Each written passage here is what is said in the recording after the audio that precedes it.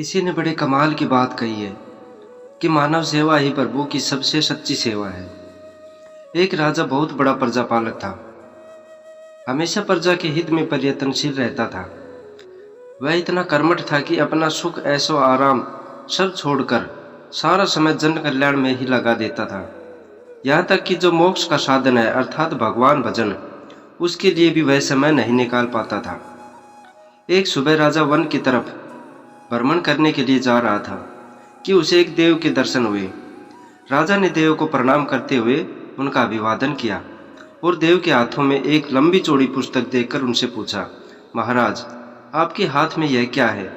देव बोले, राजन, यह हमारा बही खाता है जिसमें सभी भजन करने वालों के नाम हैं।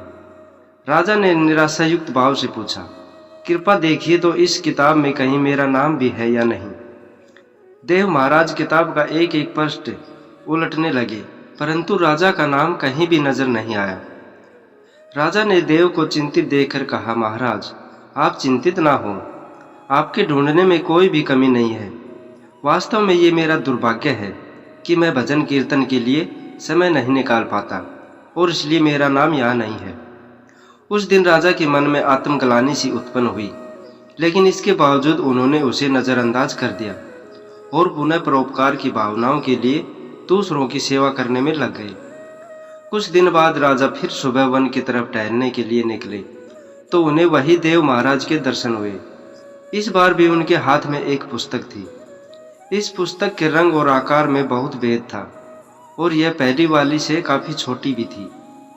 राजा ने फिर उन्हें प्रणाम करते हुए पूछा, महाराज, आज कौन सा बही खाता आपने हाथों में लिया हुआ है?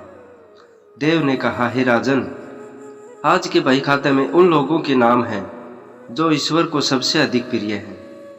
राजा ने कहा, कितने भाग्यशाली होंगे वे लोग, निश्चित ही वे दिन रात भगवत भजन में लीन रहते होंगे।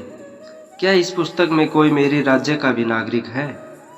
देव महाराज ने बही खाता खोला और ये क्या, पहले पन्ने पर पहला नाम राजा का ही था। राजा ने आश्चर्यचकित होकर पूछा, महाराज, मेरा नाम इसमें कैसे लिखा हुआ है? मैं तो मंदिर भी कभी कभार ही जाता हूँ। देव ने कहा, राजन, इसमें आश्चर्य की क्या बात है? जो लोग निष्काम होकर संसार की सेवा करते हैं, जो लोग संसार के उपकार में अपना जीवन अर्पण करते हैं, जो लोग मुक्ति का लोभ भी त्याग कर प्रभु के निर्बल संतानों की सेवा सहायता में अपना योगदान देते हैं, उन त्यागी महापुरुषों का भजन स्वयं ईश्वर करता है। हे राजन, तू मत पछता कि तू पूजा पाठ नहीं करता। लोगों की सेवा कर तू असल में भगवान की ही पूजा करता है। परोपकार और निस्वार्थ लोक सेवा किसी भी उपासना से बढ़कर है।